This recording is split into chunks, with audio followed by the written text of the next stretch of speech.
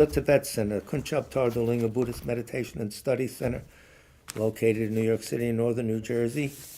And this is our twice weekly presentation of the Buddha Dharma. We have an interesting program tonight, as you may or may not have known.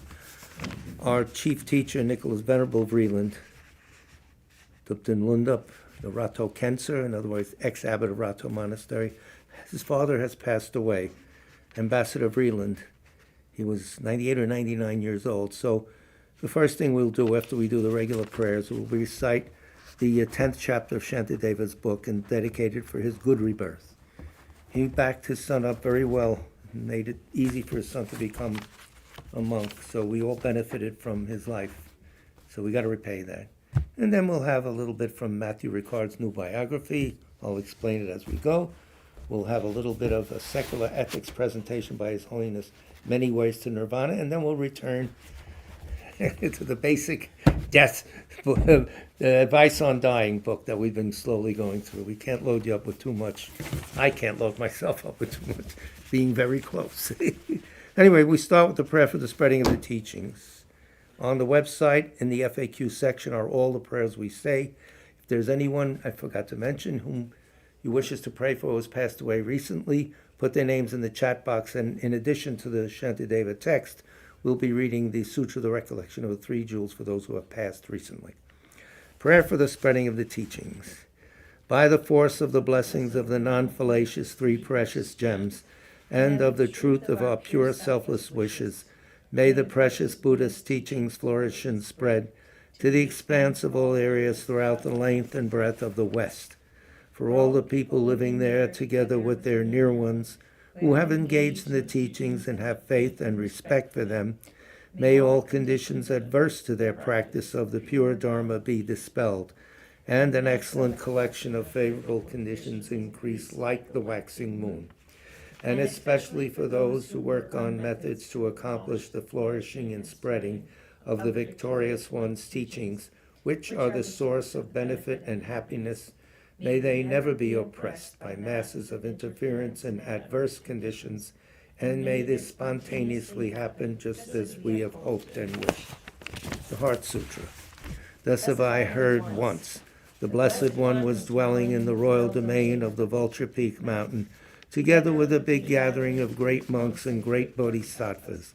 At that time, the Blessed One entered the Samadhi, which examines the Dharmas, called profound illumination, and at the same time, noble Avalokiteshvara, the Bodhisattva, Mahasattva, looking at the profound practice of transcendent knowledge, saw the five skandhas and their natural emptiness. Then, through the inspiration of the Buddha, Venerable Shariputra said to Avalokiteshvara, "How should those noble ones learn who wish to follow the profound practice of transcendent knowledge?" And Avalokiteshvara answered, "Venerable Shariputra, whoever wishes to follow the profound practice of transcendent knowledge should look at it like this, seeing the five skandhas and their natural emptiness. Form is empty. Emptiness itself is form. Emptiness is not separate from form. Form is not separate from emptiness. In the same way, feeling, discriminating awareness, compositional factors, and consciousness are empty. Thus, all the dharmas are empty and have no characteristics. They are unborn and unceasing. They are not impure or pure. They neither decrease nor increase. Therefore, since there is emptiness, there is no form, no feeling, no discriminating awareness, no compositional factors, no consciousness, no eye, no ear, no nose, no tongue, no body, no mind, no appearance, no sound, no smell, no taste, no sensation, no objects of mind, no quality of sight, no quality of hearing, no quality of smelling, no quality of tasting, no quality of sensing, no quality of thought, no quality of mind consciousness. There are no nidanas from ignorance to old age and death, nor their wearing out. There is no suffering, no cause of suffering, no ending of suffering, and no path, no wisdom, no attainment, no non-attainment. Therefore, since there is no attainment, the bodhisattvas abide by means of transcendent knowledge. And since there is no obscurity of mind, They have no fear. They transcend falsity and pass beyond the bounds of sorrow. All the Buddhas who dwell in the past, present, and future, by means of transcendent knowledge, fully and clearly awaken to unsurpassed, true, complete enlightenment. Therefore, the mantra of transcendent knowledge, the mantra of deep insight, the unsurpassed mantra, the unequaled mantra, the mantra which calms all suffering, should be known as truth, for there is no deception. In transcendent knowledge, the mantra is proclaimed Kayata Om Gate Gate Para Gate Parasam Gate Bodhisoha. O Shariputra, this is how a Bodhisattva Mahasattva should learn profound transcendent knowledge. Then the Blessed One arose from that samadhi and praised the Bodhisattva Mahasattva Avalokiteshvara, saying, Good, good, O son of noble family, profound transcendent knowledge should be practiced just as you have taught, and the Tathagatas will rejoice. When the Blessed One had said this, Shariputra and Avalokiteshvara, that whole gathering in the world with its gods, humans, Asuras, and Gandharvas, their hearts full of joy, praise the words of the Blessed One. Daughter of noble family has entered. Warm up. Generating bodhicitta or refuge in bodhisattva vow, we say these verses 3 times each. With the wish to free all beings, I shall always go for refuge to the Buddha, Dharma, and Sangha until I reach full enlightenment. Inspired by wisdom and compassion, today in the Buddha's presence, I generate the mind intent on full awakening for the benefit of all sentient beings. As long as space endures, as long as sentient beings remain, until then may I too remain to dispel the miseries of the world. With the wish to free all beings, I shall always go for refuge to the Buddha, Dharma, and Sangha until I reach full enlightenment. Inspired by wisdom and compassion, today in the Buddha's presence, I generate the mind intent on full awakening for the benefit of all sentient beings. As long as space endures, as long as sentient beings remain, until then may I too remain to dispel the miseries of the world. With the wish to free all beings, I shall always go for refuge to the Buddha, Dharma, and Sangha until I reach full enlightenment. Inspired by wisdom and compassion, today in the Buddha's presence, I generate the mind intent on full awakening for the benefit of all sentient beings. As long as space endures, as long as sentient beings remain, until then may I too remain to dispel the miseries of the world. So normally we recite a mantra, one round of the mantra, Om Mani Padme Hum, but Om Mani Padme Hum is the mantra of Avalokiteshvara, who personifies great compassion, but this is the motivation. This is Shantideva's book, A Guide to the Bodhisattva's Way of Life. This is his 10th chapter where he just takes a solo. The first 9 chapters with this subject. Now he's giving you what's right in his heart. And this was spoken spontaneously in verse. And that when he did the 9th chapter, so the legend is he disappeared and everything, but this was still going on. They finally found him in the south, and he left the monastery. And then he said, no, I can't come back, but go look in my room. There's another book I wrote up there, and it was the Shiksha Samakaya, Compendium of Practices, more practical. He also has a tantric identity known as Busuku. 3 things he did, eating, sleeping, and going to the bathroom. But he was a big deal. So you have a lot here. There's a lot of depth. Ling Rinpoche once told Chung Rinpoche, there's a hidden meaning in Shantideva's book. You have to be careful. Try and read it. Besides the obvious, now we're talking about concentration. This is renunciation. So this is the 10th chapter, dedication. You don't have to do anything. You could even fall asleep. This has that much power. So come on in. Don't relax. Don't work, Mary. Come on, relax. It'll take about 7-8 minutes, that's all.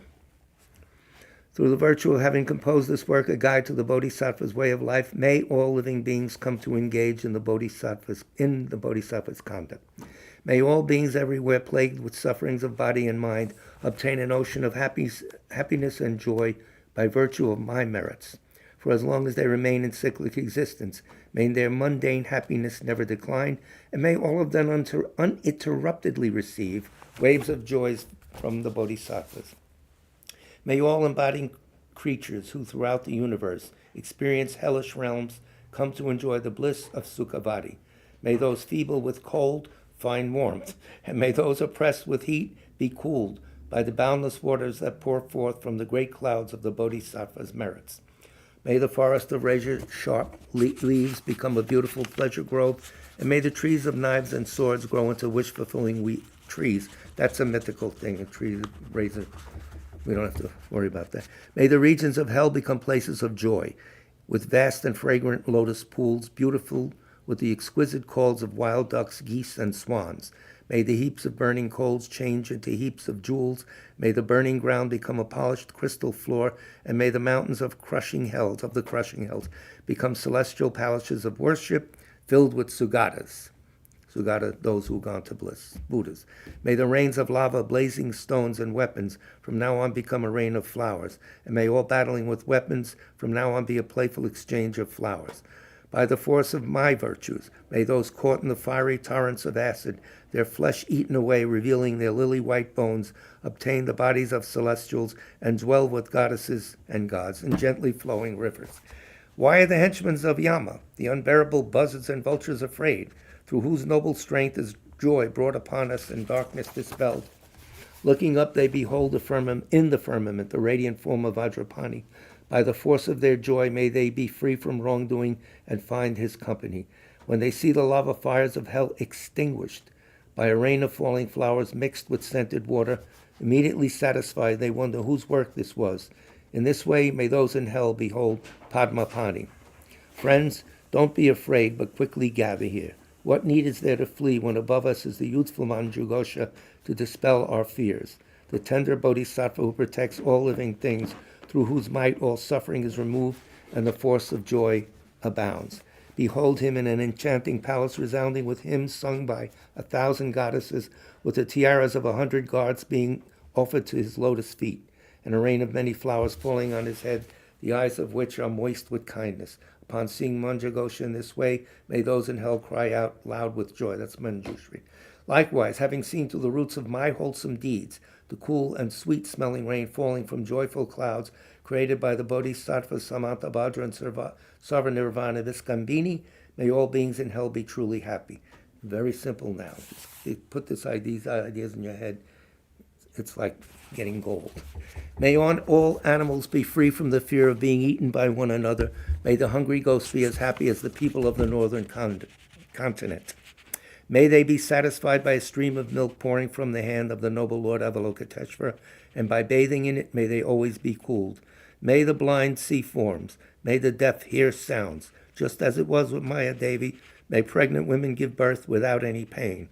May the naked find clothing, the hungry find food. May the thirsty find water and delicious drinks. May the poor find wealth. May those weak with sorrow find joy. May the forlorn find new hope, constant happiness, and prosperity. May all who are sick and ill quickly be free from their illness, and may every disease in the world never occur again. May the frightened cease to be afraid. May those bound be freed. May the powerless find power, and may people think of benefiting one another. May all travelers find happiness everywhere they go, and without any effort may they accomplish whatever they set out to do. May those who sail in ships and boats obtain whatever they wish for, and having safely returned to the shore, may they joyfully reunite with their relatives. May troubled wanderers who have lost their way meet with fellow travelers, and without any fear of thieves and tigers, may their going be easy and without any fatigue. May those who find themselves in trackless, fearful wildernesses, the children, the aged, the unprotected, those stupefied and the insane, be guarded by benevolent celestials. May beings be free from all states of no leisure, and be endowed with faith, wisdom, and kindness, with food obtained in a proper manner and excellent conduct. May they be mindful throughout their lives. May all beings be without want for wealth, just like the treasury of space, and without it being a source of dispute or harm, may they always enjoy it as they wish. May those who have little splendor come to be endowed with majesty, and may those whose bodies are worn with toil find magnificent and noble forms. May all lower life forms in the universe take rebirth in higher forms. May the lowly obtain grandeur, and may the proud be humbled. By the merits I have accumulated, may every single being abandon all forms of wrongdoing and perpetually engage in virtue. May they never be parted from the awakening mind, and may they always engage in the Bodhisattva's conduct. May they be cared for by the Buddhas and relinquish the actions of devils. May sentient beings have lives inconceivably long when in fortunate realms. May they always live in contentment, unfamiliar with even the word death. May there abound in all directions gardens of wish-fulfilling trees, filled with the sweet sound of Dharma proclaimed by the Buddhas and their children. And may the land everywhere be pure, smooth, and devoid of any rocks, level like the palm of the hand, and of the nature of lapis lazuli. For all the circles of disciples, may many bodhisattvas dwell in every land, adorning them with their excellent manifestations. May all embodied creatures uninterruptedly hear the sound of Dharma issuing from birds and trees, beams of light, and even space itself. May they always meet with Buddhas and their children, the bodhisattvas, and may these spiritual masters of the world be worshipped with endless clouds of offerings. May celestials bring timely rain so that harvest may be bountiful. May kings act in accordance with the Dharma, and the people of the world always prosper. May all medicines be effective, and the repeating of mantras successful. May dakinis, cannibals, and the like be endowed with compassionate minds. May no living creature ever suffer, commit wrong, or ever fall ill. May no one be afraid or belittled, or their minds ever be depressed. In all temples and monasteries, may reading and recitation flourish and remain. May the Sangha always be in harmony, and may their purposes be accomplished. May monks desiring to practice find quiet and solitary places, and through having abandoned all wandering thoughts, may they meditate with flexible minds. May nuns be materially sufficient, abandon quarreling with each other, and be unharmed. Similarly, may all ordained ones never let their morality weaken. Having repented any moral faults, may transgressions always be eradicated, and thereby obtaining a happy state of birth, may spiritual conduct not decline even there. May the wise be honored, and may they receive alms. May their minds be completely pure, and may they be renowned in all directions. May beings not experience the misery of lower realms, and may they never know any hardships. With a physical form superior to the gods, may they swiftly attain Buddhahood. May sentient beings again and again make offerings to all the Buddhas, and may they constantly be joyful with the inconceivable bliss of the Buddhas. Just as they intended, may the Bodhisattvas fulfill the welfare of the world, and may all sentient beings receive whatever the Buddhas have intended for them. Similarly, may all the Pratyeka Buddhas and Shravakas find happiness. And until I reach the level of the Joyous One, through the kindness of Manjughosha, may I be mindful throughout all my lives, and always obtain ordination. May I live and be sustained by simple, common foods, and in all my lives may I find the ideal solitude for practicing the Dharma.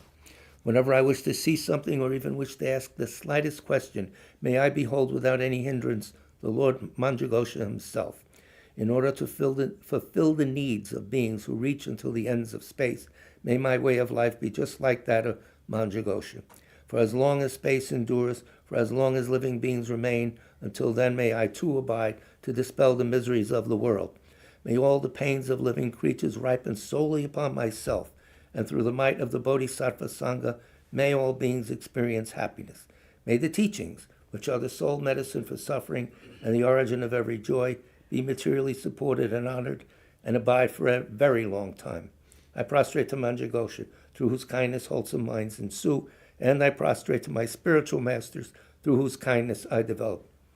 May he quickly be born a very, very good place. Thanks, Frankie.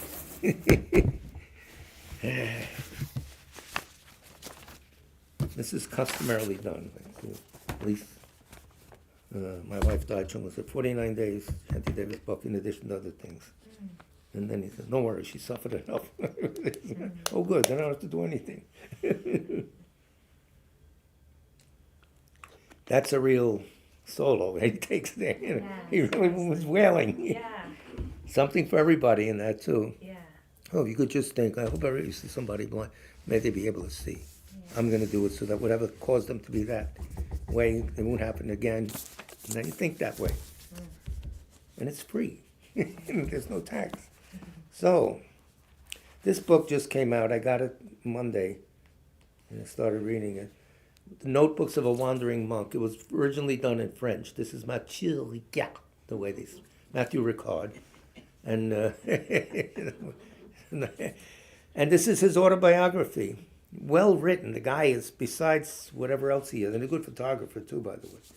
There's a nice passage whereby he talks about faces of enlightened beings in the photograph of him. Nikki's going to hit the ceiling when he sees them. I can't wait. I'll torture him. I'll read it to him.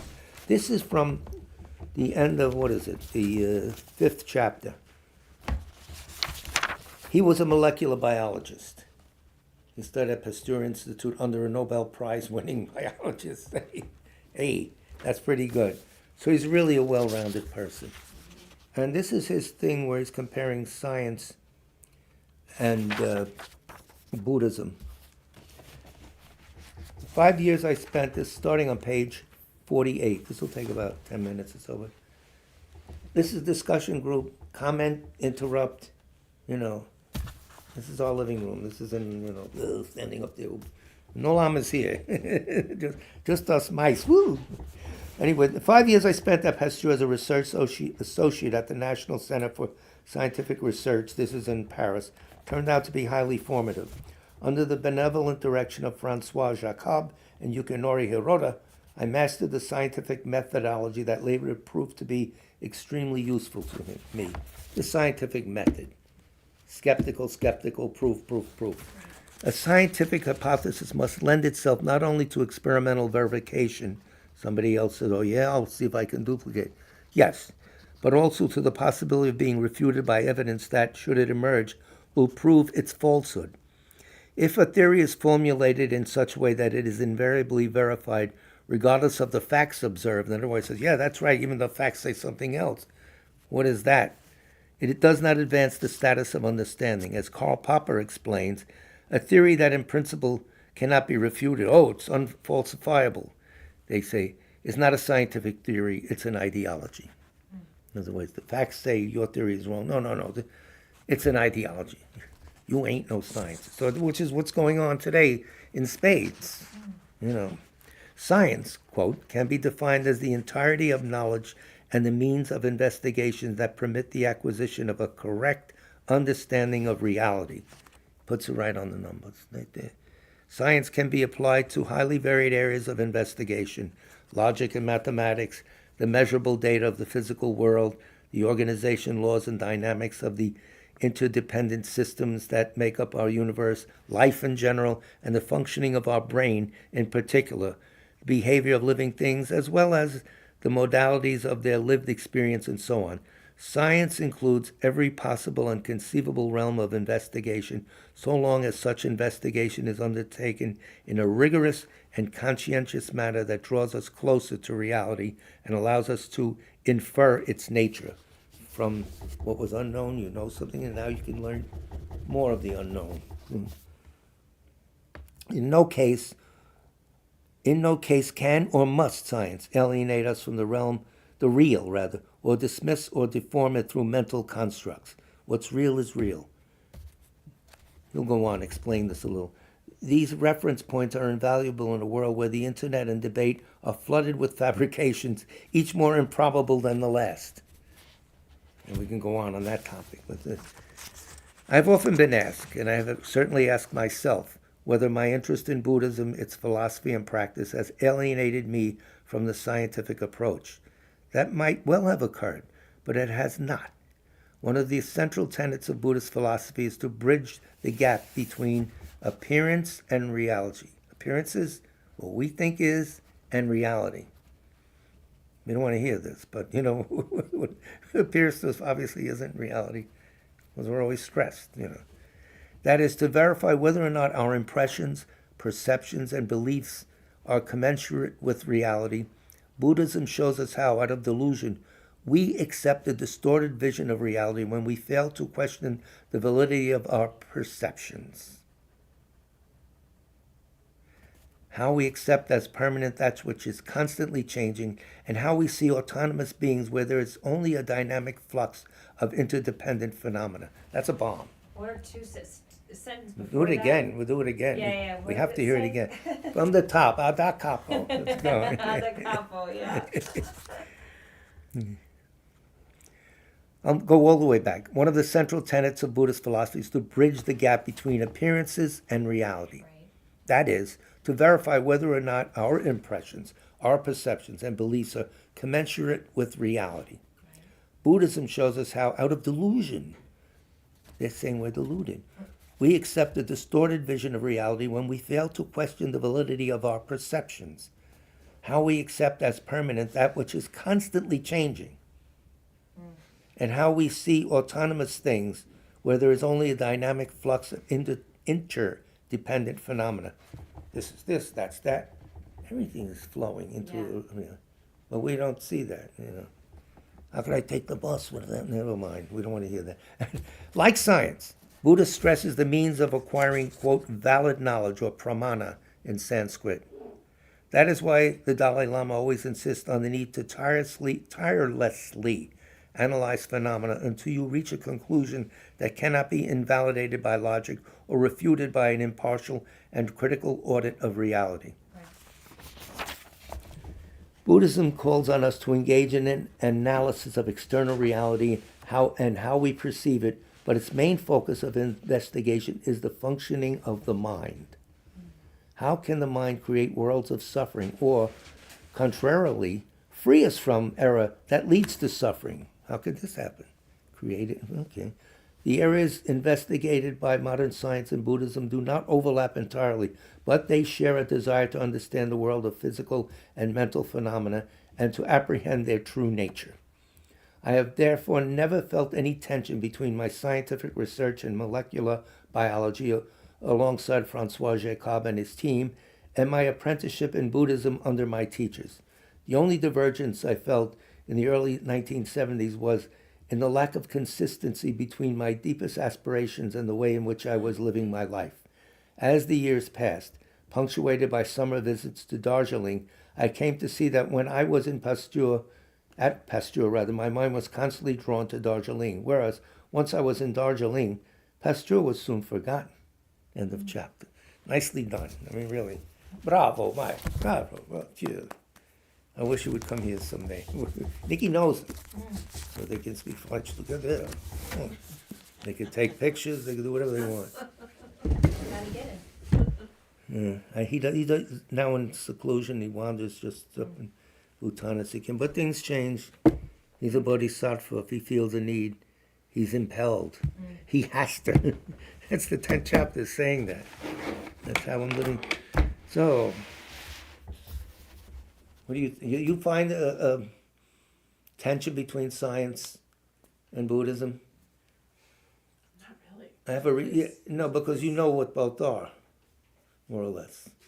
You know what? What both of them are. Oh, Science is our purpose. No, I don't see a stress between them at all. The average person, that's mumbo jumbo. The science tells us it. No. Buddhism is not that. Different. They misunderstand. Yeah. There's a level of religion where people are told us just repeat this, have faith, and do this. A certain level of practitioner that's good for the time being. Yeah. The Pure Land Buddhists, things Yeah. like that. But you can't dismiss that's just magical baloney. So science has problems too. They create mass destructive weapons. Well, I think what a lot of people misunderstand about Buddhism is that it's not a traditional dogmatic religion, and that we're not learning a fact as given to us. We're told something and told to test it. Yeah, you like play with it Yeah. until you can kind of. See for yourself. Yeah. Does this work for you? Yeah. And I think that's really important. It's very mature. Mm-hmm. Nowhere to run or hide. It's on you. You can't just forget everything. My faith in there is a portion where you can ask for help. And these beings will give you try and remove obstacles to your learning, things like that. So there is a little devotion. Yeah. But there's when you really dig into that, there's a scientific reason for that. You're creating a good cause. To get an effect, you have Yeah. to create a cause. And that's one of the big theories. Very strange. Yeah, and enlightenment doesn't come from devotion. It comes from sitting and doing the work, and trying to find emptiness. Right. it comes Trying from to find- realization. Trying to find inherent existence, not trying to find emptiness. This is a big point. Yes. You look for an inherent existence, and it's not there, and suddenly Yeah. emptiness shows up. Right. It's always here, Yeah. but we're not seeing it. Yeah. Somehow we don't remove. perceive it. Yeah, that's one thing that was told to me 10,000 times. Took about 30 years to get through my head, at least. Not that I've seen emptiness, but yeah, it's a big thing. You're searching for inherent existence in all these logical arguments and stuff. The not finding of it. And then there's a physical experience because you're not projecting anymore. You're seeing naked reality, they say. So you might be afraid. But it's always been there. It's not that emptiness just showed up. Nothing would work if things were inherently existent. It's a big topic. Darren, what are we doing? What time is it? Oh, you have a clock? 7:31. Oh, good. Right on time. Yep. Half the class want to do it. So now secular ethics. And this new book that I found, it's not really new. It's about 25 years old. His Holiness with Renuka Singh, a Sinj, a sheik. What is that sect? Seek. Sikh, yes. I hope she feels better. She's Sikh. No, never mind. Groucho Marx shows up at the Buddhist Center. I can't stand it. Shut up. Bad influence in my youth. He was saying you don't judge people. Here's a question from page 81. If God created the universe, who created God? And His Holiness answers, that is the Buddhist question, so that is why we do not accept God. As creator. Infinite love, and you might say there's something you could personify that, but as creator, no. Next question for His Holiness on page 81. What is the best way to teach compassion? And His Holiness answers with a little bit of a shtick here. I have reservations about the best, the quickest, the easiest, the cheapest. Now many more new translations of Buddhist book texts are coming out, and good books concerning Buddhism are already available. Read those books, study, and you will find the answer. Then you choose the best one. Here's a strange question. Is it possible for an ordinary man, or I guess woman too, to attain enlightenment playing all the games of the universe? In other words, living a normal life, I guess he means. I don't playing the games of the universe. Hockey, come on. Generally speaking, yes, in the long run, it's possible. You can, from a lay life. There is a beautiful verse by Pabanka Rinpoche which reads something like this. If you practice sincerely, even if you remain a householder, you will attain enlightenment, as had happened in the case of Marpa and Milarepa and many other Indian and Tibetan kings and ministers. So a layperson's life can yield. I tell you many times, when one woman said, I can't come to class anymore because it's hard because I have to raise 2 children now. He said, that is Buddhist practice. Who told you that's, And she felt very good. Yeah. That's what do you think practice? Selfless giving. I'm sure you had your fun when they were little. I said she is me. She is, oh, you asked? That made me feel better. Oh, he told you that. Yes. Yeah, he told that to Lucy too, when she had a kid. Oh, good. So there, proof. Scientific proof. If you do not practice, even if you stay in the mountains for a long time, you'll only be like the marmot hibernating for several months in the ground of the mountains. In other words, you practice or not, that's the criteria. Here's a strange question that really going to the heart of his being, his life in the world. What was the most difficult situation for Your Holiness to overcome? I don't know, he said. I think that it's difficult to say. I think depending on certain times, on certain levels. For example, around my 30s, I had some understanding about shunyata, emptiness or wisdom, and then I developed the sense of a possibility to achieve nirvana. Therefore, the renunciation became, I think, fairly strong, but at that time, I found it very difficult to think about bodhicitta. He's just giving you a line. We could imagine what he really is. The tradition is to be humble and deny Well, some people like me deny they're telling the truth, but when they do it, they're not. It's expedient means. In my 40s, I studied Shantideva's book, also Nagarjuna's Precious Garland, and some other books, and I thought more about bodhicitta.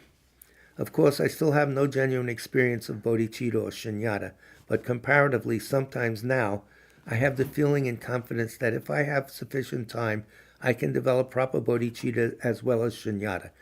He's saying you, not me, but that's gets the message across. At a different time, according to the experiences of that time, I thought this is very difficult.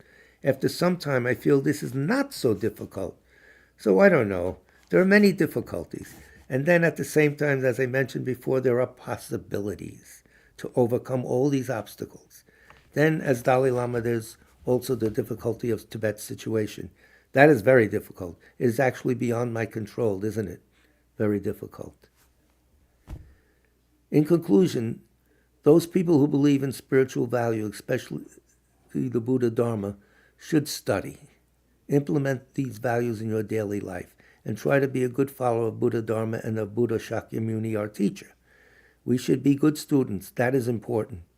You see, whether one is a believer or a non-believer, whether there is a reason or not, we're born on this earth. So long as we remain on this planet, be a sensible person, a warm-hearted person. If we can be useful to others, be like that. If not, there's no reason to create more trouble for others. If you can help. At least don't harm. Get out of the kitchen. Don't add anything to what I'm putting in. You tell your kids that? At least don't. I don't know. It's a good thing to pass on, actually, Yeah. a good way to look at it. A little bit other one I wanted to mention, this thing about page 167. It's about anger. A little. People always ask questions about. The bottom of the page, this is one of his narratives. This is not answering to a question. It's part of his flow of the chapter. Some Western psychologists say that we should not repress our anger, but express it. That we should practice anger. He's saying, well, we should practice anger then? We're supposed to let it out. You know, that theory, let it out. Yeah, let it out. However, we must make a distinction between mental problems that should be expressed and those that should not. One of his things is if you have grief, you should express it. Fear, express it. Anger, no. Sometimes you may be truly wronged, and it is right for you to express your grievance instead of letting it fester inside you, but you should not express it with anger. If you foster disturbing negative minds, such as anger, they will become part of your personality. Each time you express anger, it becomes easier to express it again. This is true. You do it more and more until you are simply a furious person, completely out of control. Thus, in fact, a lot of other mental afflictions that way. The habit power makes them even stronger. It's just, Thus, in terms of our mental problems, there are certainly some that are properly expressed, but others that are not. At first, when you try to control disturbing negative minds, it is difficult. The first day, the first week, the first month, you cannot control them well. But if you make a constant effort, gradually your negativities will decrease. A progress in the development of the mind does not come about by taking medicines or other chemical substances. It depends on controlling the mind. Hard to understand that. Thus, if we want to fulfill our wishes, be they temporal or ultimate, we should rely on other sentient beings more than that on wish-granting gems and cherish them above all else. Rely on them, I guess, as teachers, rely on them as objects of our compassion to generate merit in us, which is one of the theories of this book. The person who makes you angry is your teacher, teaching you patience. It's hard to do unless somebody's angry at you. So we will leave this book behind now. We have enough. That fulfills a requirement to do secular ethics. Darren, we got about 20 minutes, I'll bet. 7:39, 20 minutes. Yeah. My wife said, "Did you swallow a clock?" Well, that's what you put in the sauce. I see. Sometimes I'm pretty good on the time. On the clock. Bong, bong. Just call me Big Ben. Anyway, so. Final four phases of death. We talked about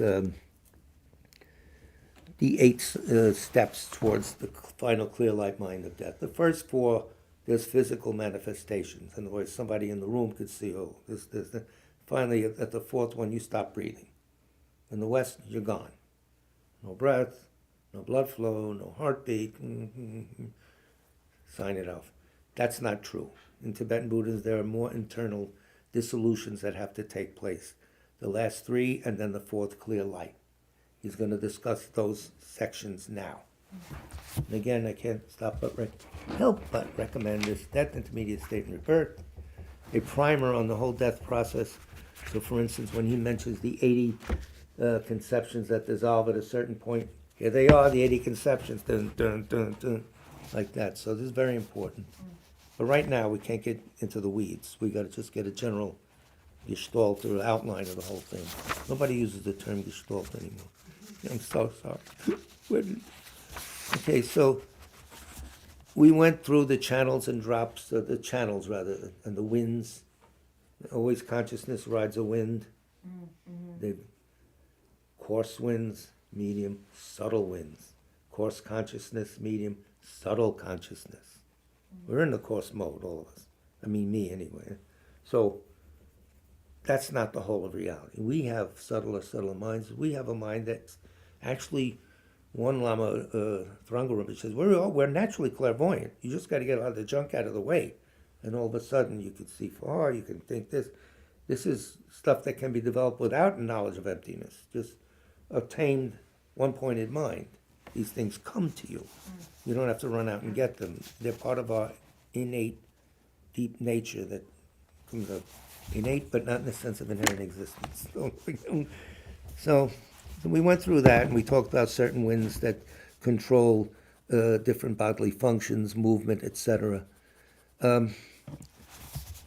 When we're born, the sperm and egg at a point go to what's going to become the heart, and we develop from there, radiating out. As we die, we're radiating back in. There's a big central channel. That's always bound by left and right channels, so winds don't flow in it. When the winds and the consciousness that ride on them go in the central channel, the minds get more subtle. Yogis can do that deliberately without dying. That's the topic of all these sadhanas. Method of accomplishment is what sadhana means. That they can do which without dying? They can imitate the dissolution, the death process. Not to die. They have the karma to stay in this life and all that, blah, blah, blah. But to bring up the subtle minds that occur at death.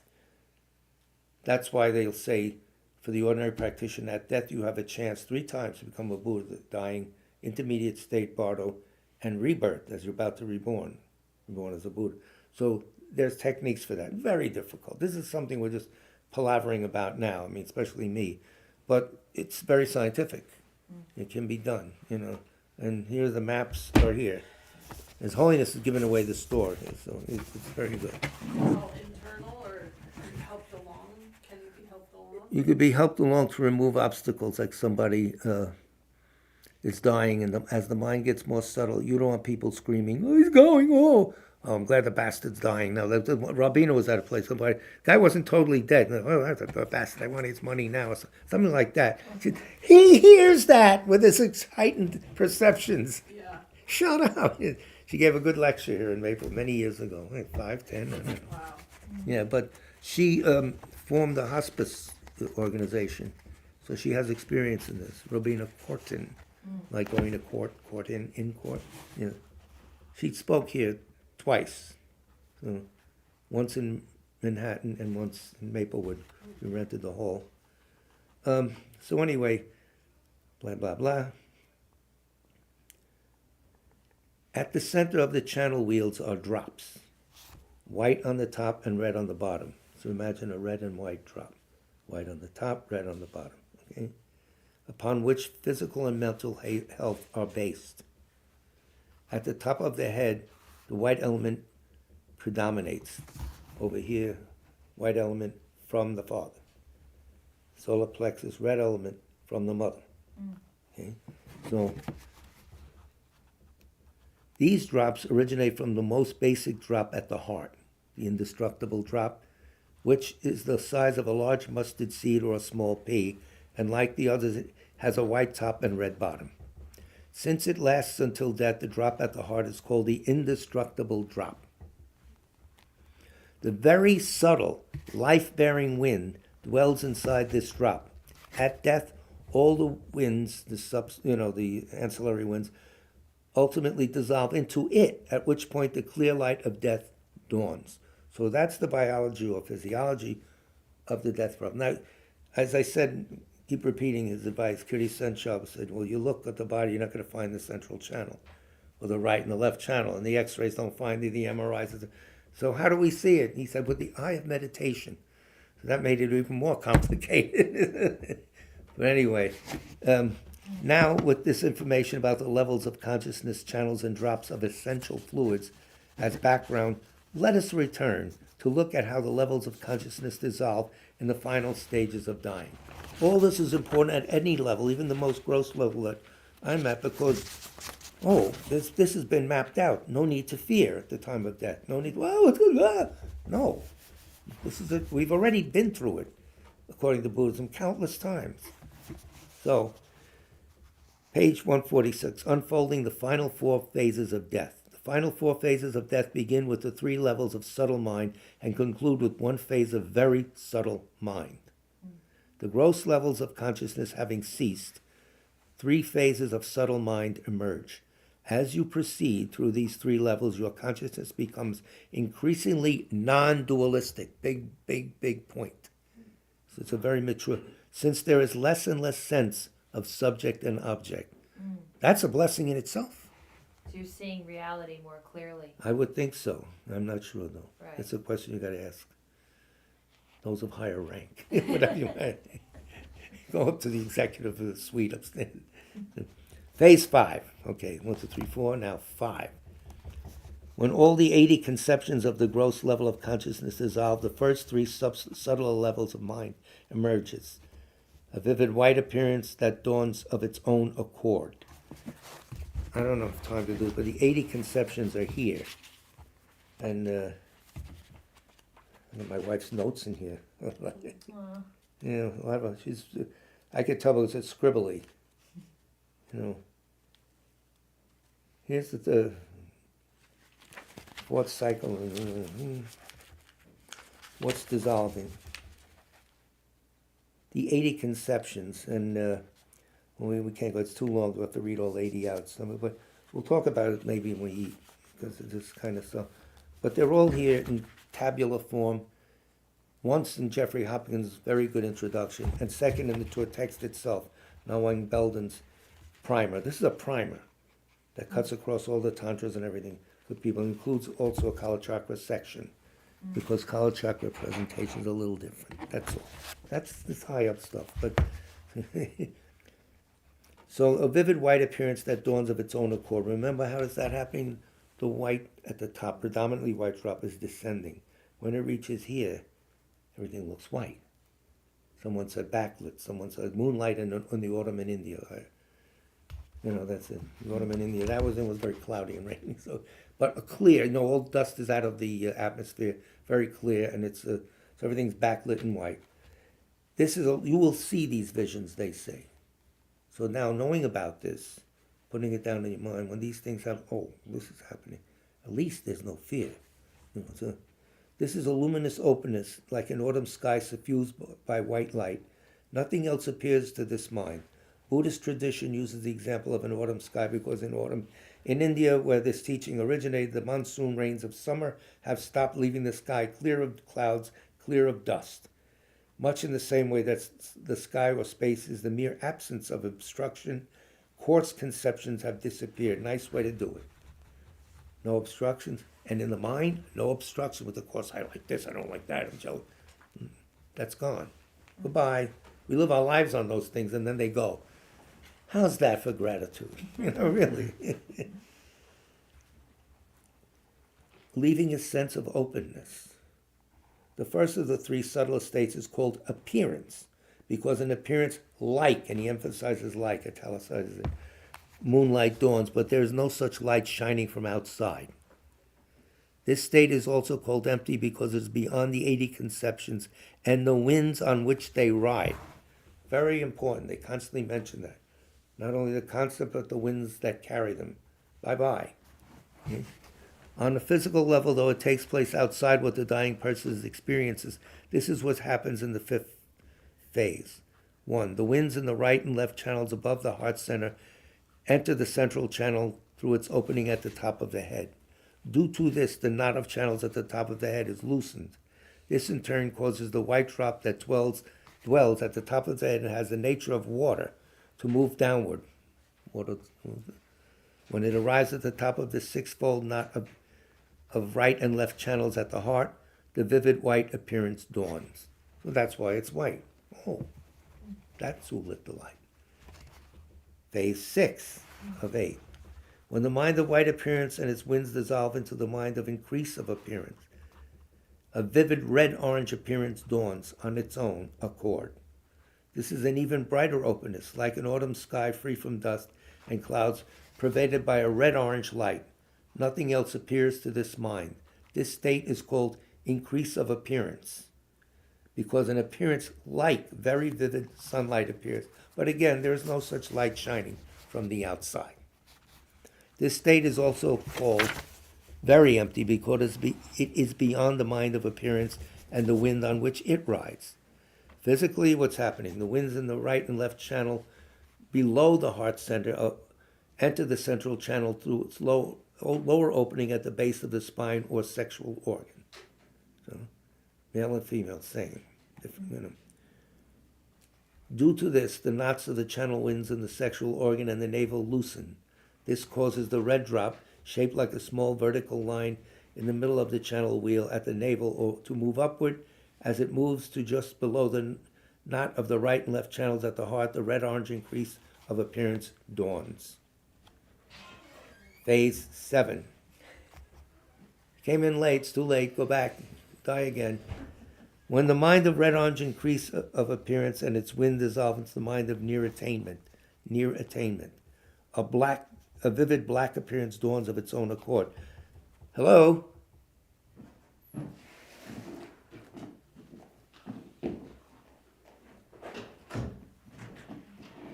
Who is this with the green light on the head?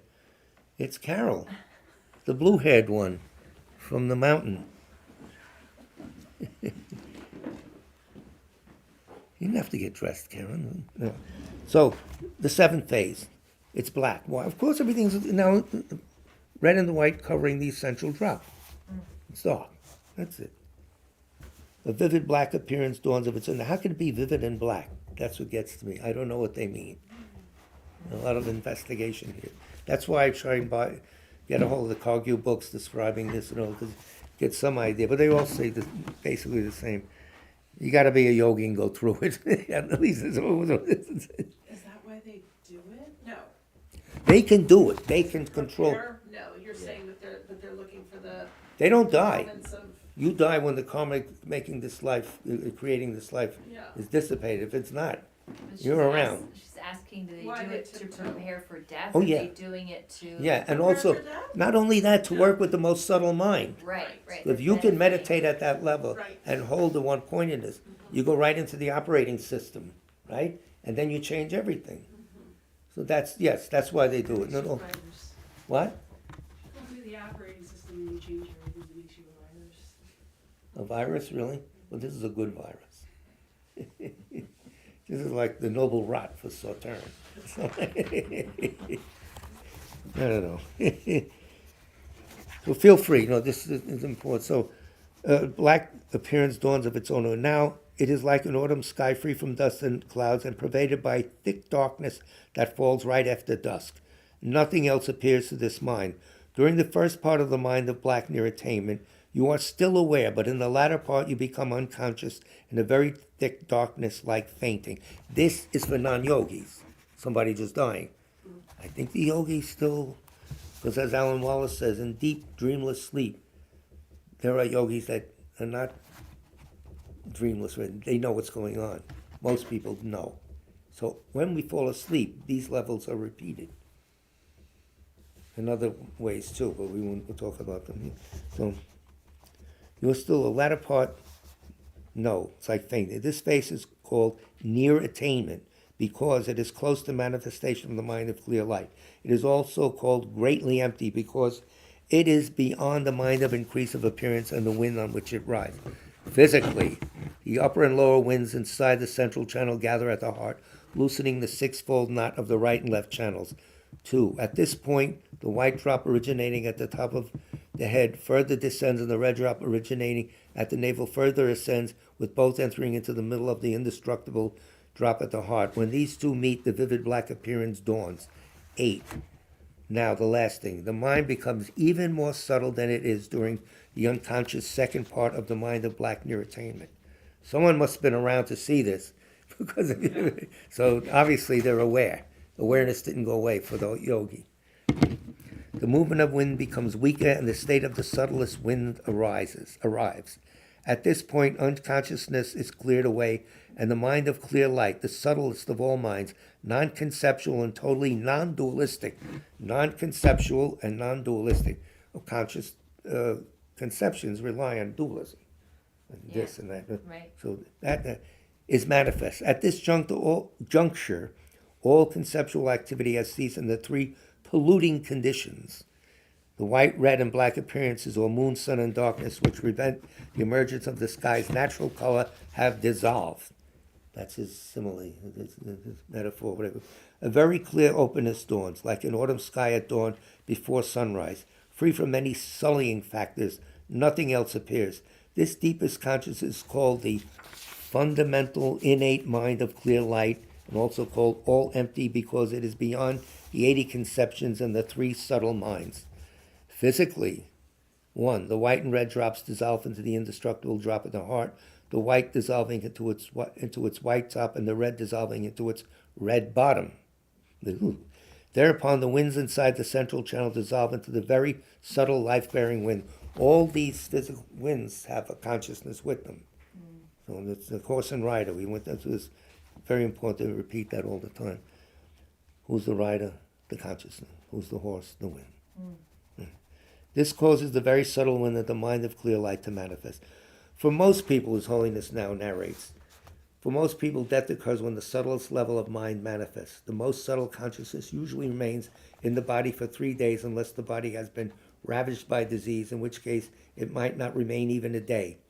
For a capable practitioner, this is a valuable opportunity for practice.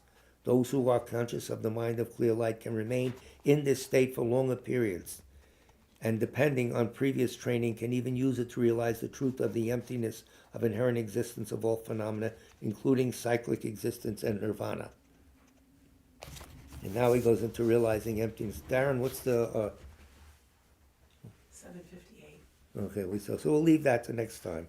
We'll go to page 150. I recommend this book. I recommend all the books. I'm your friendly librarian. Dalai Lama, Mind of Clear, Advice on Death and I Dying. have to get that. And the heading, the dedication says everyone dies, but nobody's dead. So if that doesn't help you, give you a little confidence. In your next life, you're not liable for your debts in the previous life. So let's put that into bed. Besides Nikki's father, we're doing the Sutra to recollect the three Jews for those who have died. Darren, you got any other names?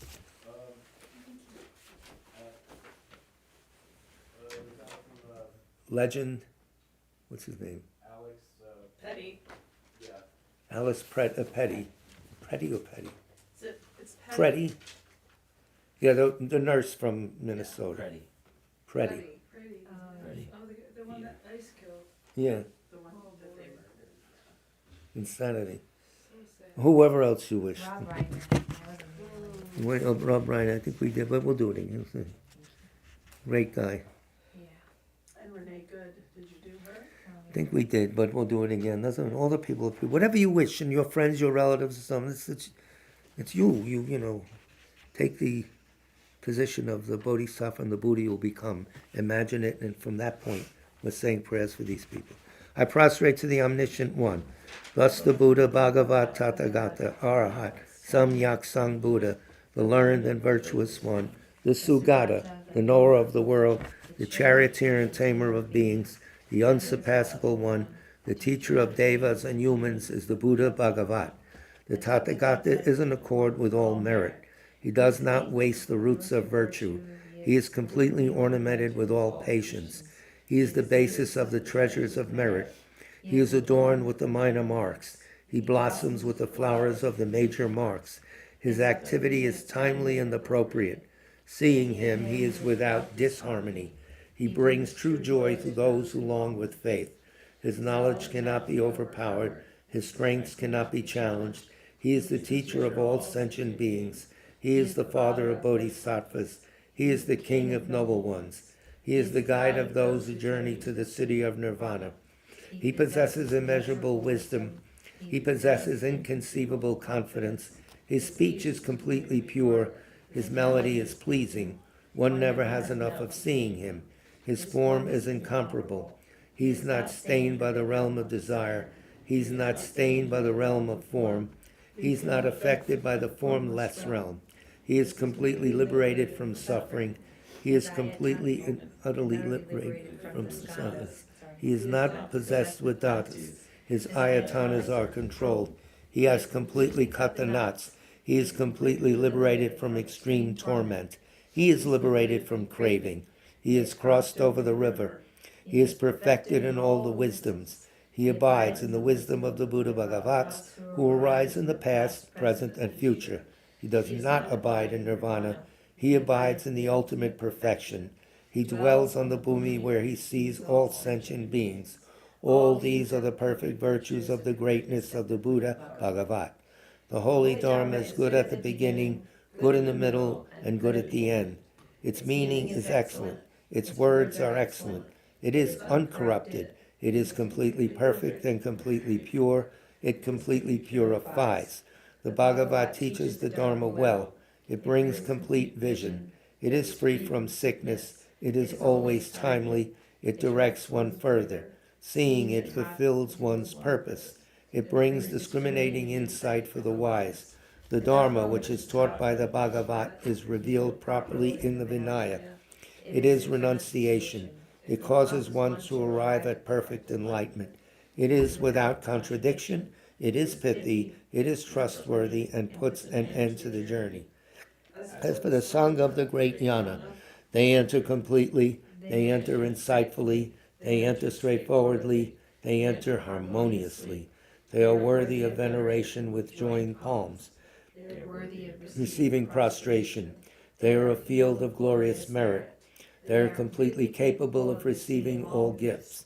They are an object of generosity. They are a great object of complete generosity. The protector who possesses great kindness, the omniscient teacher, the basis of oceans of merit and virtue, I prostrate to the Tathagata, pure the cause of freedom from passion, virtuous, liberating from the lower realms.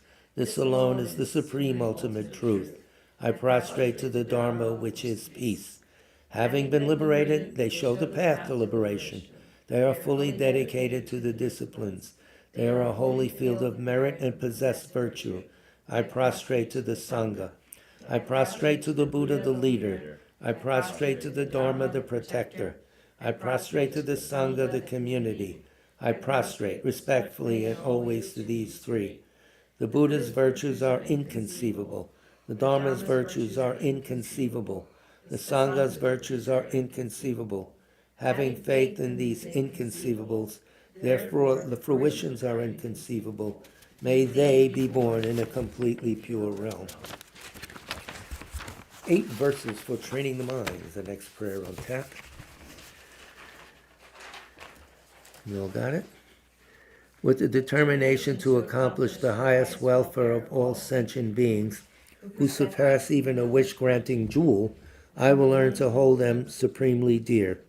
Whenever I associate with others, I will learn to think of myself as the lowest amongst all, and respectfully hold others to be supreme from the very depths of my heart. In all actions, I will learn to search into my mind, and as soon as a disturbing emotion arises, endangering myself and others, I will firmly face and avert it. I will learn to cherish ill-natured beings and those oppressed by strong misdeeds and sufferings, as if I had found a precious treasure difficult to find. When others out of jealousy treat me badly, with abuse, slander, and so on, I will learn to take all loss and offer the victory to them. When the one whom I had benefited with great hope unreasonably hurts me very badly, I will learn to view that person as an excellent spiritual guide. In short, I will learn to offer to everyone without exception all help and happiness directly and indirectly, and respectfully take upon myself all harm and suffering of my mothers.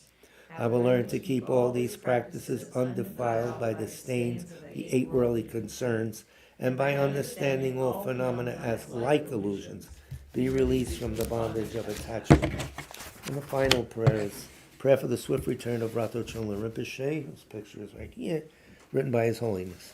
Exalted wisdom of all victors gathered in a drop, sole refuge manifest in the form of the one wearing saffron robes, Guru Lozang Tubuang, Dorje Chang, please bear witness here today that our prayers may be fulfilled.